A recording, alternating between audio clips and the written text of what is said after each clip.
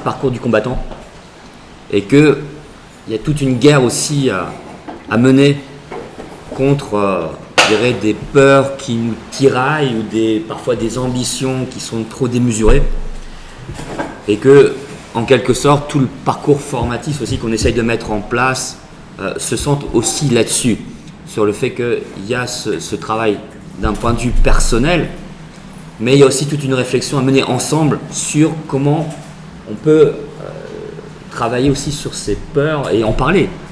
Parler effectivement de ce qui peut amener à un blocage, parce que par rapport à l'exercice du métier, ce qui va être considérablement un frein, je dirais, c'est essentiellement les peurs. Juste pour vous parler et vous témoigner, moi, de ma première expérience, quand j'ai voulu me lancer et me dire, voilà, j'ai envie de devenir psychanalyste, je vais pouvoir accompagner les gens. Donc, à l'époque, j'avais 23 ans. J'étais jeune, un peu naïf, plein de bonne volonté. Je me dis, bon, je vais louer un cabinet à Paris. J'ai trouvé un copain qui s'est arrangé. J'ai dit, voilà, je mets ma plaque professionnelle, tout ça. Donc j'étais content, j'ai mis un beau divan, j'ai fait de la décoration. Donc j'avais une motivation qui était profonde. Et puis, j'attends que le patient arrive. Et au bout de, je sais pas, peut-être quelques semaines, il y a quelqu'un qui appelle. Donc je me suis dit, c'est génial, j'ai le premier patient qui débarque. Et je me souviens de la première séance, ça a été une catastrophe. Je ne savais pas quoi dire, je ne savais pas où me mettre, j'étais super mal à l'aise. Et je suis sorti de là, je me suis dit, c'est bon, j'arrête. Je remballe, j'ai dit, c'est bon, je prends les clés, j'arrête tout, ça m'a profondément traumatisé sur le coup. Je me suis dit, non, je ne suis pas fait pour ce métier-là. C'est quelle idée saugrenue, je vais reprendre des études, moi. Donc je sortais de fac de philosophie, etc. Et là, je me suis dit, non, mais il faut, c'est pas possible, il faut que je me forme, il faut que j'aille voir des professionnels, il faut que je sache comment ça se passe. Je peux pas. Et je sentais qu'il y avait vraiment un gros travail sur moi-même à faire. Je rappelle que je n'avais pas encore commencé l'analyse à l'époque. J'étais jeune, ambitieux, en me disant oui, j'ai 23 ans, j'ai mon master en philo. Voilà, j'étais sûr de moi-même en me disant voilà, j'allais refaire le monde. Et là, je me suis dit, ouais, peut-être que je crois que j'ai quand même des peurs à travailler. Je crois que j'ai quand même une sacrée névrose. Donc j'ai quand même eu la lucidité de me dire, ouais, je crois que y a du boulot. Et donc c'est comme ça que j'ai démarché, je suis allé voir les Lacaniens. À l'époque, je suis allé voir le docteur Nasio.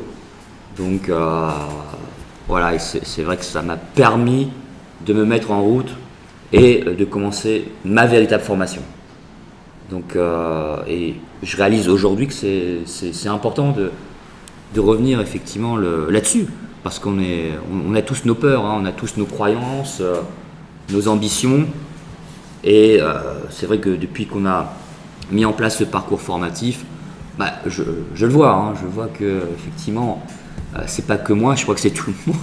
On a nos propres peurs, et c'est ça aussi qui met un frein, je dirais, à ce cheminement professionnel. C'est ça qui va vraiment être un handicap, j'ai envie de dire. Et donc c'est pour ça que cette idée de combattre aussi, de batailler contre ses propres peurs et de penser ensemble, effectivement, de voir comment on peut y parvenir. Je trouve que c'est intéressant, effectivement, qu'on puisse témoigner là-dessus.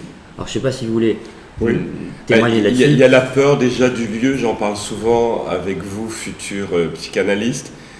Il faut absolument que votre lieu d'écoute vous plaise vraiment. Soit il y a plusieurs solutions, au début je le dis, moi j'avais commencé à louer un local dans mon quartier, un peu neutre, vraiment très neutre, sans âme. Et une fois, Frédéric, notre président ici présent, arrive chez moi en me disant « mais t'es idiot de dépenser de l'argent, tu peux le faire chez toi, ça correspond tout à fait ». Et donc le lieu est important. De laisser quelque chose de vivant, d'une trace de sa propre personnalité, sans que ça soit trop ostentatoire, ni... oui, c'est-à-dire on ne va pas mettre un forcément un portrait de Che Guevara au-dessus du divan, de quelque chose, mais ça passe assez bien. Vous savez, ceux qui me connaissent, que j'aime le orange et les vaches, il y a du orange et des vaches dans le cabinet. Et c'est un petit exemple, Frédéric le connaît, j'ai eu un patient un jour, il y a beaucoup de patients, je ne sais pas dans les autres pays, mais en France, qui ont honte de venir d'un milieu agricole ou paysan. Donc j'ai eu un patient, son angoisse, c'est j'habitais dans une ferme, ça sentait le purin, mais que je ne voulais pas que mes copains viennent, c'était les bottes, la terre, la crotte et tout. Et il me dit, les vaches, ça pue et tout. Et je dis au patient, vous remarquez rien là, autour de vous? Mais il y a des vaches chez vous? Et il me regarde et me dit, mais c'est possible d'aimer les vaches? Eh bien, ça l'a calmé. C'est-à-dire qu'on a été dans une thérapie où il s'est rendu compte que quelqu'un en ville pouvait aimer les vaches. Donc c'est souvent, mais le décor est vraiment, enfin le lieu est important pour la peur. D'abord, effectivement, ça enlève peut-être des peurs. Les autres peurs qu'il peut y avoir aussi, c'est des personnes qui arrivent vraiment très excitées, et qu'il faut essayer de calmer. Et il y a des personnes qui sont dures à calmer où on n'a pas tout de suite le mode d'emploi. Il y a ça aussi. Et souvent, les questions que l'on me pose, les élèves, c'est il faut accepter. Ce qui est le plus dur dans la peur, c'est de ne pas vouloir juger. On en parlait hier. C'est vraiment quelque chose. Et je pense que le jour où on relâche ça, qu'on ne juge plus, la peur s'en va. C'est assez lié.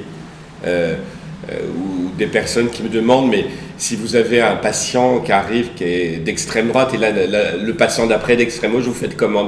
Je fais. Moi, ça m'est arrivé il y a 2 ans, pendant la pandémie, quelqu'un qui est arrivé en me disant, je vote Zemmour, je suis gilet jaune et je suis contre les vaccins. Vous êtes né où? C'est quoi votre date de naissance? C'est-à-dire, je suis parlé d'autres choses, mais c'est vrai qu'on peut avoir toutes sortes de patientèle et que ça peut faire peur. Ou si quelqu'un est athée, que d'un seul coup, quelqu'un vous ne parle que Jésus, ou Mahomet, ou Bouddha, il faut s'adapter. Donc, oui, Tristan. J'ai une première question, s'il vous plaît. Alors, je suis un peu étonné que, en termes de psychanalyse, d'entendre, je veux bien comprendre qu'on puisse travailler sur ses peurs, que ça puisse apporter des choses, etc., et nous faire avancer, mais je suis étonné d'entendre qu'il faut les combattre. Parce que pour moi, on n'est pas dans un combat contre soi-même, on est plutôt dans apprivoiser ses peurs et le fait d'apprendre à se connaître et à réunir toutes les parties de soi. Pourquoi combattre ses peurs? Alors, il faut certainement imaginer le combat, effectivement, comme le fait de faire un effort, le fait de sortir de son confort, de ses habitudes. C'est ça, se battre. C'est pas forcément brandir une épée et couper des têtes. C'est plutôt cet effort constant c'est un effort qui peut être douloureux. C'est ça l'idée. C'est pareil. Moi, ce qui m'insupporte, c'est d'entendre qu'il faut combattre la maladie, il faut combattre le cancer, il faut combattre... Oui, c'est une métaphore, Tristan. C'est une métaphore et ça dépend comment tu vois le combat. Moi, le combat, je le vois vraiment aussi dans ce que je connais au niveau de la pratique martiale. Je pratique les arts martiaux depuis longtemps. Et dans les arts martiaux, on apprend à se battre justement contre ses peurs. Et l'idée de se battre, ça demande tous les jours de s'entraîner, de répéter la même chose, jusqu'à ce que justement à un moment donné, tu rentres dans une sorte d'ataraxie, d'absence de trouble, jusqu'à ce qu'à un moment donné, la peur, tu la domines. Donc il y a quand même cette idée de combat, c'est-à-dire tu cherches à dominer une peur, qu'à un moment donné, tu ne vas pas la vaincre, c'est-à-dire elle ne va pas disparaître, mais tu vas la dompter. Tu vas dompter. Et Freud le dit, Freud le dit, il y a cette idée que il prend l'exemple d'un cavalier sur un cheval, il dit voilà la névrose, il prend ce cavalier sur un cheval, mais en fait la névrose on va dire que c'est le cheval, et c'est le cheval qui dit au cavalier où aller. Et reprendre le dessus sur la névrose, c'est-à-dire c'est reprendre les rênes. C'est le cavalier qui décide de l'endroit où aller, c'est pas le cheval, c'est pas la névrose qui doit décider. Donc il est là le combat, et Freud l'explique de cette manière-là, c'est-à-dire reprendre les rênes. Ça demande donc de faire des efforts. Ça demande de sortir de son confort. Donc tout ça, c'est un combat. C'est un combat de tous les instants. Et si je peux te dire quelque chose aussi, c'est que la plupart des patients qui arrivent en cabinet ont peur. Donc le but aussi, c'est pas que les deux aient peur l'un en face de l'autre. Il faut bien qu'il y en ait un qui aide l'autre à avoir moins peur. Parce que c'est... Voilà. Attends, il y avait Sonia qui avait levé la main en premier. Pardon, Nathalie. C'est juste pour dire, à mon avis, c'est mon avis, la notion de combat, en fait, on l'utilise comme mot, mais moi personnellement, je n'ai pas de combat. Par contre, je sais que la personne face à moi, elle est en plein combat. Et peut-être elle a peur de son combat. Elle ne voit peut-être pas son combat. Je n'ai pas la moindre idée de ce qui se passe dans sa tête et de quel type de combat elle fait. Il faut quand même aussi savoir que dans l'analyse, il faut, à mon avis, adapter son discours, sa façon de parler à chaque patient. Si j'adapte le même discours parce que je pense ça, ça ne peut pas marcher puisque je n'ai pas la même symbolique que l'autre.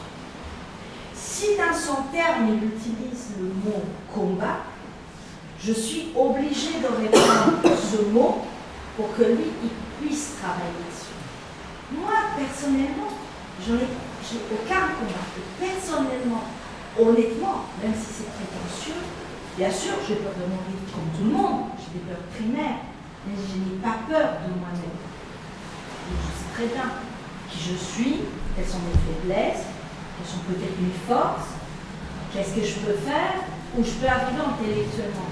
Ça peut aussi très bien vous arriver que vous avez un de vos patients, que vous vous rendez compte qu'intellectuellement, il est supérieur à vous. Ça peut arriver, mais vous êtes quand même son analyste. C'est-à-dire que s'il est là, c'est qu'il a quand même quelque chose à malaise.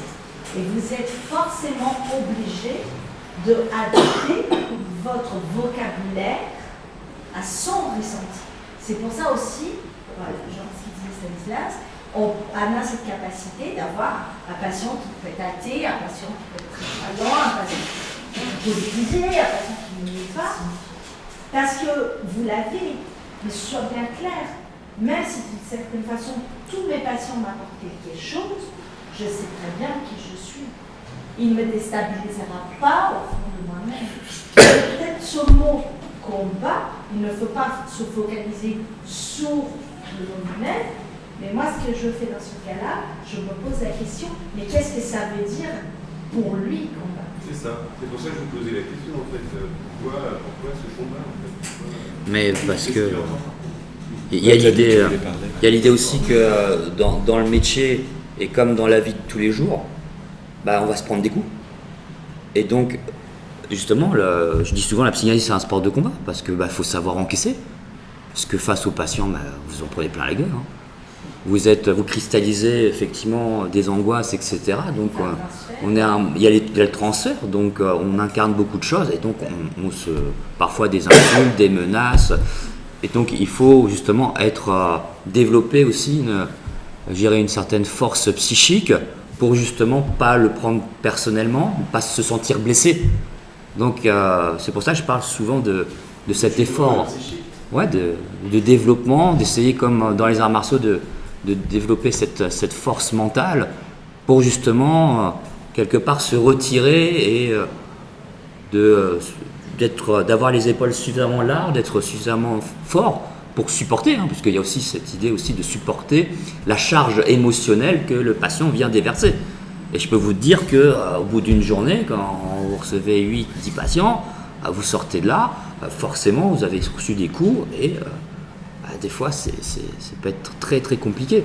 Donc il faut être en capacité, je veux dire, de se connaître, de savoir effectivement comment réagir, se connaître ses limites et de trouver aussi des moyens de se régénérer. Donc on est dans le combat aussi. En fait, Tristan, je vais te donner un cas concret qui vient d'arriver. C'est-à-dire que moi, j'avais très peur de venir ici, c'était la première fois, pour faire la conférence. Donc il a fallu que je puisse en fait entrer en combat avec moi-même. Donc c'est se combattre, où tu le ressens à l'intérieur de toi. Hein. Il y a vraiment un combat, c'est j'y vais. Alors j'y vais ou je fuis. C'est combattre, et je dirais dompter et pacifier. Si tu restes toujours, c'est vrai que si tu restes sans cesse dans le combat, là ça peut devenir pathologique si tu es toujours dans le combat, dans la lutte.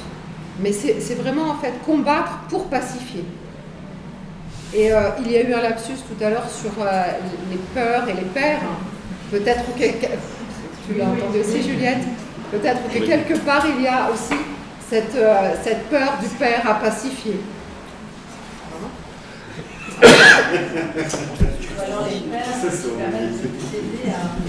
Non mais Parle un peu plus tout le fort. monde, pour toutes nos peurs en fait, pour les peurs de tout le monde. C'est-à-dire je pense que tout le monde, nous avons tous peur. À un moment donné, quand on se retrouve en fait dans l'inconnu, c'est-à-dire on est dans une forme de bulle, d'un contenant. Le père normalement est celui qui intronise vers l'extérieur. Et quand cette intronisation, pour la plupart des personnes ici présentes, elle ne s'est pas faite super bien, eh bien nous pouvons avoir peur justement du père et de cette image du père, et donc de rentrer, d'aller vers l'extérieur, vers l'autre. Il y a peut-être cette image derrière nous qui est toujours présente. Et donc c'est avoir cette capacité de grandir, tout simplement, et de devenir soi-même. Michel, tu voulais parler? Justement, je voulais parler de la peur. C'est que, en fait, si on prend la mythologie, vous avez les travaux de Paul Bill, remarquables là-dessus. Il parle de la méduse, qui est capable de pétrifier quiconque la regarde. Mais quand vous mettez le bouclier d'Athéna, qui est poli, qui rend voir comme un miroir, cette peur qui peut vous pétrifier, avec ce bouclier, disons, de la réflexion, renvoie la peur à celui qui produit la peur et qui pétrifie. Et c'est ça qui est formidable, c'est que affronter par ce biais, on se libère des peurs. N'empêche pas que la peur, c'est fondamental, ça peut vous sauver la vie. Bien sûr, tout à fait. Seulement, lorsqu'elle est trop inhibante, c'est évident que vous restez pétrifié. C'est ça. Je reviens à Paul Bill parce que... Ouais, c'est exact, c'est ce que je veux dire. C'est exactement ça. Et c'est là ce que ça peut illustrer l'idée de combat, l'idée d'affronter et de pouvoir y aller. C'est un bouclier d'atterrage. C'est un miroir. C'est ça, c'est cette idée de miroir. Donc il y a l'idée, donc encore une fois, de faire l'effort. Je prends mon cas à moi. Moi, à l'origine, je suis un introverti. Je suis terrifié à l'idée de prendre la parole. Donc même quand j'étais gamin, même à 15 ans, j'étais pas capable d'aller chercher une baguette de pain et de demander à la boulangère. J'étais pas capable de prendre la parole. Moi, je suis un introverti. Alors, vous imaginez le combat que j'ai dû mener pour aujourd'hui. Je fais des conférences partout dans le monde, devant parfois des centaines de personnes. À chaque fois, je peux vous dire que la peur elle est là. Chaque fois, elle n'a pas disparu. La seule différence, c'est que quand j'étais jeune, la peur, elle dictait, elle me disait, n'y va pas, reste chez toi, reste dans ta chambre, enferme-toi, comme ça, t'es sauf. N'y va pas. Donc il a fallu, à un moment donné, ne plus écouter comme une sorte de petite voix et se dire, j'y vais. Forcément, vous imaginez bien, la première fois que j'ai parlé en public, que j'ai fait ma première conférence, c'était horrible. J'étais là en train de lire ma feuille, je ne voulais pas regarder les gens, j'étais terroriste, je tremblais comme ça. Ben, c'est à force de répéter. J'y suis retourné une deuxième fois en me disant je suis vraiment maso. Non, mais ce qu'il y a aussi. Et à force, la peur, j'ai réussi à le dompter. Ce qui fait qu'aujourd'hui, je peux parler devant vous, je suis tout à fait à l'aise. Et je pense pas que la peur dise n'y va pas. La peur, elle va dire il y a un danger, tu te sens insécurisé. Mais te dissuade d'y aller. Oui. Et ce qu'il y a. Je peux te dire que. C'est le mental peut-être qui va le dire. Non, et ce qu'il y a d'intéressant, et c'est pour ça que vous êtes tous ici, mon expérience d'être arrivé à l'APE, c'est que l'union fait la force. Moi, d'être à l'APE, de connaître Frédéric, le président, de se parler, moi, au début, les jeudis soirs, le groupe clinique, mais je ne dormais pas ni la veille, ni la nuit suivante. je n'y arrivais pas. Maintenant, le groupe clinique, j'appuie sur le bouton, ça part tout seul. Donc c'est bien signe qu'il s'est passé quelque chose. C'est signe de la communauté, du groupe et de l'amour filial que l'on a dans les membres de l'APE. Ça aide énormément.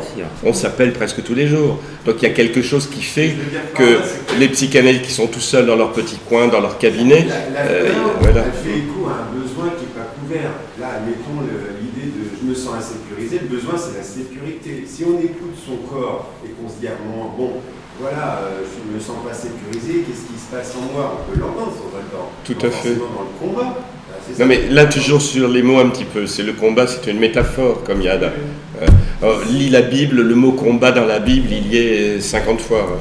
Et si je vous change le mot voilà. combat, par le mot j'ai peur de parler par exemple en public, parce que je vais être jugé.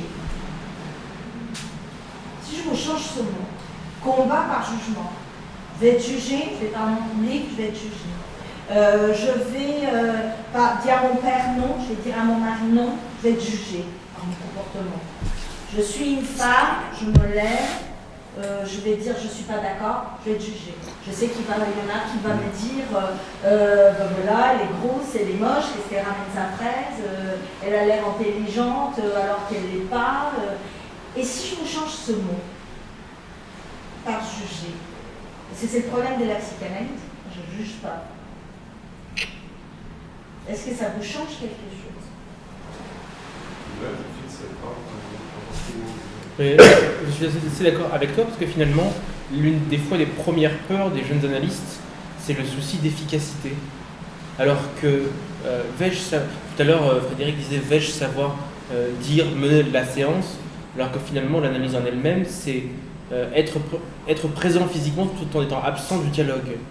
Et ce que je peux voir des fois dans cette volonté d'efficacité qui pourrait être contre-productive finalement, puisqu'il n'y a pas d'efficacité à avoir dans notre pratique, finalement c'est être présent avec le souci de la présence, du partage avec l'autre, sans forcément la nécessité de devoir faire quelque chose, de devoir combattre quelque chose.